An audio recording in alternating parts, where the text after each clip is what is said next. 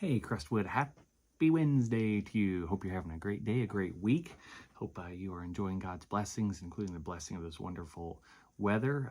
We hope that spring has truly sprung, and that gives us a lot of excitement about the new life that's coming to our creation and to our lives. So hope you're celebrating and enjoying that. I'm very honored to bring you this devotional for this Wednesday. What is it now? April 24th. Are you crazy? That's ridiculous how fast this year is going. So today I'm thinking about worrying. I have a pastor friend who posts a devotional on Wednesdays, and he always calls it Worry-Free Wednesday. And I usually watch those, and sometimes they're very helpful to me to sort of ground me in God's love and God's provision. But a lot of days, like today, I think I can't take a day off from worrying. I can't go from Tuesday to Thursday and not worry on Wednesday. There's too much to worry about.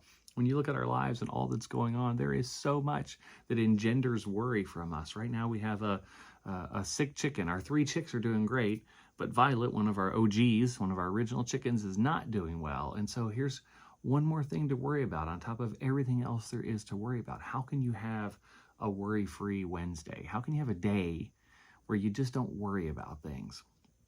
Well, you'll be shocked to know Jesus had something to say about that. In his Sermon on the Mount, his longest sustained discourse in all the Gospels, Jesus specifically addresses our human tendency to worry. And I want to read for you what he says. I want to read it from the Message because I really like what the translator, Eugene Peterson, does to help us understand what Jesus is saying to us here. So this is chapter 6 of Matthew, and this is what it says. It says, if you decide for God, living a life of God worship, it follows that you don't fuss about what's on the table at dinner time or whether your clothes in your closet are in fashion. There is far more to your life than the food you put in your stomach, more to your outer appearance than the clothes you hang on your body. Look at the birds, free and unfettered, not tied down to a job description, careless in the care of God, and you count far more to him than birds. Has anyone, by fussing in front of the mirror, ever gotten taller by as much as an inch? All this time and money wasted on fashion, do you think it makes that much difference? Instead of looking at the fashions, walk out into the fields. Look at the wildflowers. They never primp or shop, but have you ever seen color and design quite like it? The 10 best-dressed men and women in the country look shabby alongside them. So if God gives such attention to the appearance of wildflowers, most of which aren't even seen, don't you think he'll attend to you, take pride in you, do his best for you?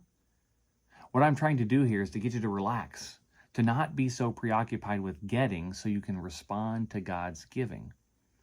People who don't know God and the way he works fuss over those things, but you know both God and how God works. Steep your life in God reality, God initiative, God provisions. Don't worry about missing out. You'll find all your everyday human concerns will be met.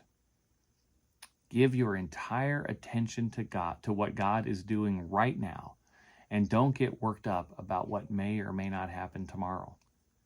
God will help you deal with whatever hard things come up when the time comes. I really like what Jesus has to say there because he says, don't worry about tomorrow. He doesn't say don't worry today.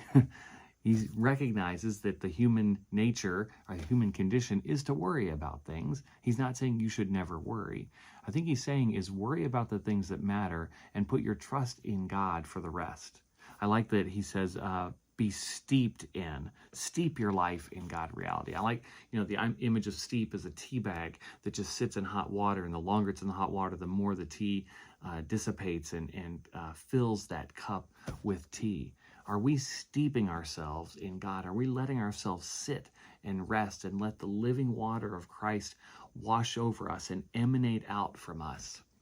When we worry, we don't have room for that. So today, I want to encourage you, Crestwood, worry about what is worth worrying about today.